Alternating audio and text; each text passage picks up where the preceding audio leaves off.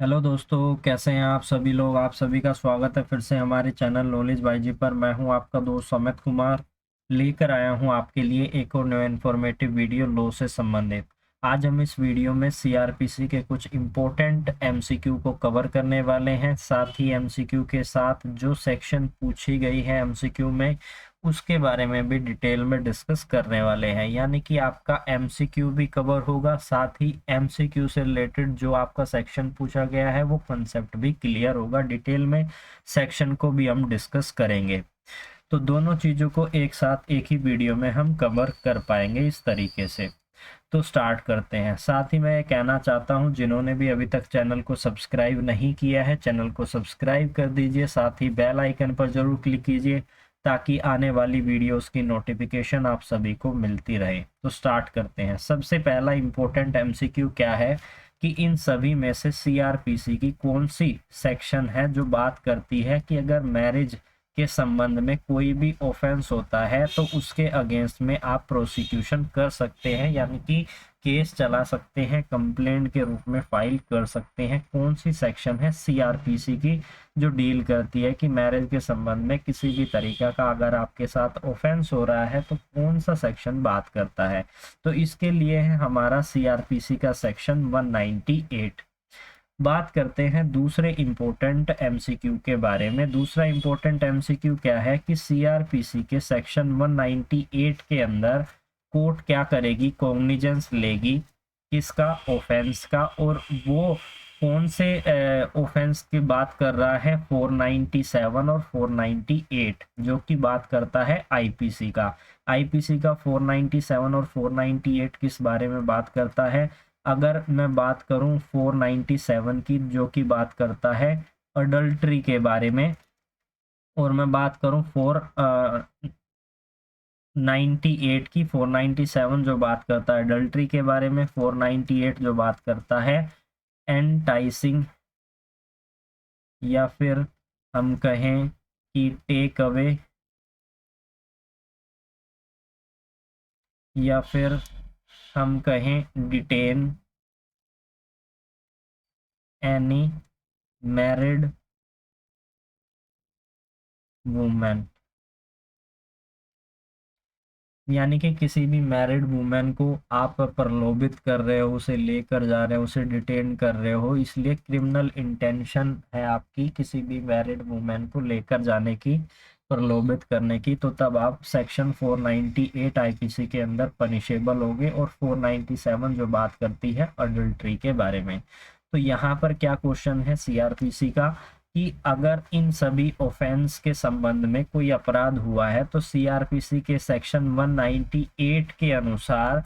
Offence का cognizance लिया जा सकता है कोर्ट के द्वारा अगर वो कंप्लेंट फाइल की गई हो किसके बिहाफ पर, वाइफ के हस्बैंड के बिहाफ पर, वाइफ के फादर के बिहाफ पर, वाइफ के मदर के बिहाफ पर, या इन सभी में से कोई भी। तो जब हम पढ़ेंगे 198 को डिटेल में तो आपको पता चलेगा कि हस्बैंड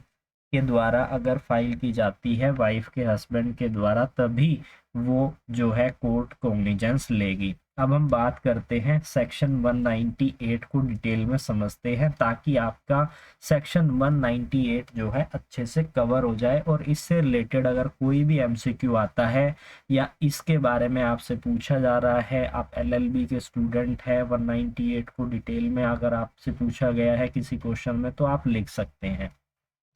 इसके अलावा अगर कोई कॉम्पिटिटिव एग्जाम की तैयारी कर रहे हैं तो मैं यहाँ पर बता दूंगा कि कौन कौन से इंपॉर्टेंट चीजें हैं जो आपको ध्यान रखनी है, वहां से क्वेश्चन बन जाता है। सबसे पहला क्या है कि 198 सीआरपीसी के किस चैप्टर में आता है, तो चैप्टर 14 के अंदर, जो बात करता है किसके बारे में, प्रोसीडिंग के इनिशिएट होने के लिए कुछ रिक्विजिट कंडीशंस की बात करता है। 198 क्या कहता है कि मैरिज के संबंध में अगर कोई भी अपराध होगा तो उसमें सीआरपीसी के सेक्शन 198 के अंदर आप क्या कर सकते हो, प्रोसिक्यूट कर सकते हो। सब सेक्शन 1 क्या कहता है 198 का कि कोई भी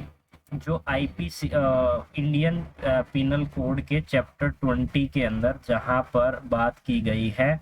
493 से लेकर 498 तक के जो सेक्शन है आईपीसी के, जो बात करते हैं अगर मैरिज के संबंध में कोई भी अपराध घटित होता है, तो ऐसे में कोई भी कोर्ट जो है कॉग्निजेंस नहीं लेगी किसी भी ऑफेंस का के सिवाय, except upon a complaint made by some person aggrieved by the offence. यानी कि जो भी व्यक्ति जिसके साथ भी, जो भी मैरिज के संबंध में जो भी व्यक्ति है उसके संबंध में उसके साथ ऑफेंस हो रहा है, तो वो व्यक्ति जब तक कि खुद यहाँ पर कंप्लेंट फाइल नहीं करेगा या आगे दिए गए पॉइंट के अनुसार उनके बिहाफ पर अगर कोई और कंप्लेंट फाइल कर सकता है, तो जब तक कि वो कंप्लेंट फाइल नहीं करेगा कोर्ट कॉग्निजेंस नहीं ले सकती। सिंपल सी यही चीज बताई गई है।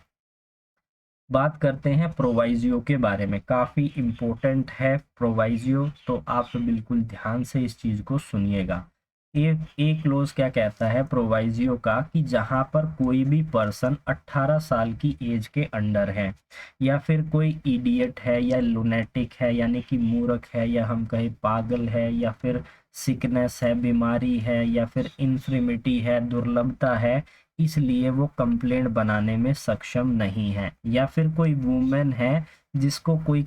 उनके जो कस्टम है वो अलाउ नहीं करते कि वो पब्लिक में क्या करे, अपीयर हो इस तरीके की कंप्लेंट को फाइल करने के लिए। तो ऐसे में इन सभी के बिहाफ पर कोई और पर्सन भी जो है 198 के अंदर जो है कंप्लेंट फाइल कर सकता है। कोर्ट से उसे परमिशन लेनी होगी ऐसी कंप्लेंट को फाइल करने के लिए। तो यहाँ पर काफ़ी ज़्यादा एमसीक्यू बन जाते हैं। तो 18 साल की एज के अंदर है, इडियट है, लुनेटिक है, सिक है, इन्फ्रिमिटी है, वुमेन है जो को लोकल कस्टम उन्हें अलाउ नहीं कर सकता, तो ऐसे में 198 के अनुसार कोई अदर पर्सन भी जो है कंप्लेंट फाइल कर सकता है। अब बात करते हैं प्रोवाइजियो के सेकंड बी क्लोज के बारे में। बी क्लोज क्या कहता है, किसी वुमेन का हस्बैंड है, यानी कि हस्बैंड है जो कि सेंट्रल यानी कि यूनियन के आर्मी फोर्स में काम कर रहा है, यानी कि एयर आर्मी फोर्स के अंदर वो है ड्यूटी को सर्व कर रहा है। तो ऐसे में अगर वो सर्व कर रहा है और उसे कंप्लेंट फाइल करनी है अपनी वाइफ के बिहाफ पर, लेकिन जो उसके कमांडिंग ऑफिसर है वो उसे मना कर रहे हैं कि आपको किसी भी तरह की छुट्टी नहीं मिलेगी, आप अपनी ड्यूटी से एब्सेंस नहीं हो सकते हैं, तो ऐसे में क्या वो हस्बैंड जो है कंप्लेंट फाइल कर सकता है 198 के अंदर, या उसके बिहाफ पर कोई और पर्सन ऑथोराइज है? तो यही क्लोज ये कहता है कि कोई और पर्सन जो है उस हस्बैंड के बिहाफ पर 198 के अंदर कंप्लेंट फाइल कर सकता है सबसेक्शन 4 के अनुसार, और बी में जो लिखा हुआ है। बात करें इसके सी क्लोज के बारे में, प्रोवाइजियो के काफ़ी इम्पोर्टेंट है। प्रोवाइजियो को फिर मैं कह रहा हूँ एमसीक्यू के पर्पस के लिए काफ़ी इम्पोर्टेंट है। तो थर्ड सी क्लोज क्या कहता है कि जहां पर कोई भी पार्टी या कोई भी पर्सन जो एग्रीव्ड है, और वो ऑफेंस कौन सा है, 494 और 495, इन दोनों ऑफेंसेस से जो कि आईपीसी में डिफाइन किए गए हैं। तो ऐसे में कंप्लेंट जो है उसके बिहाफ पर, यानी कि अगर हम बात करें 494 और 495 की, तो ये बात करता है किसके बारे में, अभी हम आपको डिस्क्राइब करते हैं। बात करें 494 की, तो जो कि कहता है आईपीसी का कि वाइफ के होते हुए भी अगर आप किसी दूसरे स्पाउस के साथ, यानी कि हस्बैंड हो चाहे वाइफ हो, किसी दूसरे के साथ अगर वो मैरिज कर लेती है। और बात करें 495 की, तो 495 क्या कहता है कि आप दूसरी मैरिज करने वाले हो, लेकिन पहली वाली मैरिज आपकी एग्जिस्ट कर रही है, और आप सेकंड जिस भी मेल से या फीमेल से शादी कर रहे हो उसको नहीं बता रहे हो कि मैं ऑलरेडी शादीशुदा हूं। तो ऐसे में यहाँ पर क्या बताया गया है कि अगर आप ऐसा करते हो तो कोई भी पार्टी अगर एग्रीव्ड है इन दोनों केसेस में, तो उनके बिहाफ पर भी कंप्लेंट फाइल की जा सकती है। किसके द्वारा? उनके फादर, उनके सिस्टर के द्वारा, उनके सन के द्वारा, इसके अलावा उनकी डॉटर के द्वारा, फादर्स के फादर, मदर्स, ब्रदर, सिस्टर, या फिर जो भी उनसे ब्लडली कनेक्टेड है, या फिर एडॉप्टेड है, या फिर मैरिज से कनेक्टेड है, तो ऐसे में वो कंप्लेंट फाइल कर सकते हैं। तो यहाँ पर हमें सेक्शन 494 और 495 को ध्यान में रखना है। अब बात करते हैं 198 के सब सेक्शन 2 के बारे में, जो क्या कहता है कि सबसेक्शन 1 के अनुसार कोई भी पर्सन हस्बैंड के अलावा जो है नहीं समझा जाएगा कि वो एग्रीव पार्टी है अगर कोई भी ऑफेंस हुआ है, और वो ऑफेंस पनिशेबल है 497 और 498 के अंदर। यही हमारा क्वेश्चन था जो हमने एमसीक्यू के अंदर आप सभी के साथ पूछा था कि सबसेक्शन 1 के अनुसार कोई भी अदर पर्सन हस्बैंड के अलावा जो है एग्रीव पार्टी यहाँ पर नहीं समझी जाएगी, ना ही वो कंप्लेंट फाइल कर सकती है सेक्शन 198 के अनुसार। अब हम बात करते हैं एक और इम्पोर्टेंट प्रोवाइजियो के बारे में। अगला प्रोवाइजियो क्या कहता है कि हस्बैंड जो है एब्सेंस है, यानी कि हस्बैंड नहीं आ सकता या वो है ही नहीं, तो ऐसे में कोई अदर पर्सन जो भी उसको केयर कर रहा है, यानी कि उसको वाइफ को केयर कर रहा है, तो उसके बिहाफ पर वो कंप्लेंट फाइल की जा सकती है सेक्शन 198 के अनुसार। बात करें सेक्शन 198 के क्लोज सब सेक्शन 3 के बारे में, तो इसलिए ये कनेक्टेड है हमारे प्रोवाइजियो से जो अभी हमने डिस्कस किए थे। ए, बी एंड सी, ये 3 प्रोवाइजियो डिस्कस किए थे, इसी से कनेक्टेड है। तो पहला सबसेक्शन 3 क्या कहता है कि सबसेक्शन 1 के क्लोज ए के अनुसार जो प्रोवाइजियो में दिया गया है, अगर कंप्लेंट जो है 18 साल की एज का अगर कोई पर्सन है उसके बिहाफ पर किसी ने फाइल की है, या फिर लूनेटिक है उसके बिहाफ पर किसी ने फाइल की है, या फिर ऐसा अगर कोई भी पर्सन है जो उसके बिहाफ पर कंप्लेंट फाइल कर रहा है सेक्शन 198 के अनुसार, तो ऐसे में अगर वो व्यक्ति कॉम्पिटेंट नहीं है, या फिर उसे कॉम्पिटेंट अथॉरिटी के द्वारा यह डिक्लेयर नहीं किया गया है कि वो सही में उसका कॉम्पिटेंट गार्जियन है, या कोर्ट को नहीं पता है, तो ऐसे में कोर्ट क्या कर सकती है, उसको क्या करेगी, एक तरीके से नोटिस भेजेगी और यह सेटिस्फाई करेगी कि एक्चुअली में ये गार्जियन है या नहीं है। साथ ही उन्हें नोटिस भेजकर एक अपॉर्चुनिटी दी जाएगी उन्हें सुनने के लिए, यानी कि उसके बिहाफ पर अगर वो ऐसी कंप्लेंट फाइल करते हैं तो। बात करें अब अगले क्लोज के बारे में, सबसेक्शन 4 क्या कहती है। सबसेक्शन 4 ये कहती है कि सबसेक्शन 1 के प्रोवाइजियो के क्लोज बी के अनुसार, यानी कि बी क्या कहता है, बी को एक बारी मैं आपको दिखा देता हूं ताकि आपको थोड़ा सा रिकॉल हो सके। बी में क्या कहा गया था कि अगर हस्बैंड जो है यूनियन के आर्मी फोर्स में अगर वो सर्विस कर रहा है, लेकिन वहां पर जो भी उसके सीनियर ऑफिसर है वो उसे मना कर रहे हैं कि आप जो है कंप्लेंट फाइल नहीं कर सकते, आप अपने बिहाफ पर किसी दूसरे को भेजकर 198 के अनुसार जो है आप कंप्लेंट फाइल कर दीजिए। तो ऐसे में जो भी ऐसा व्यक्ति जो कि काम कर रहा है, हस्बैंड जो कि काम कर रहा है आर्मी फोर्स के अंदर, तो जब वो ऑथोराइज करेगा किसी को भी, तो उसमें वो क्या करेगा, उसे जो देगा डिक्लेरेशन कि मेरे बिहाफ पर ये पर्सन है जो कंप्लेंट फाइल करेगा, तो वो उसे रिटर्न में देगा, उसके वहां पर साइन होंगे, उसके द्वारा या तो अटेस्ट किया जाएगा, साथ ही वो स्टेटमेंट लिखेगा कि मेरे बिहाफ पर ये कंप्लेंट फाइल कर रहा है, मेरे को इस चीज़ की पूर्ण जानकारी है कि कंप्लेंट फाइल की जा रही है। साथ ही जो भी उसके सीनियर ऑफिसर हैं जिन्होंने मना किया था कि ये एज एन पर्सन जो है नहीं अपीयर हो पाएंगे, तो इसके बिहाफ पर आप किसी दूसरे को यानी हस्बैंड से वो कहते हैं कि आप अपने बिहाफ पर किसी दूसरे को भेज दीजिए, तो उसके भी यहाँ पर सिग्नेचर होने चाहिए और वो अपने जो है एक तरीके से सर्टिफिकेट बनाकर साइन करके देगा।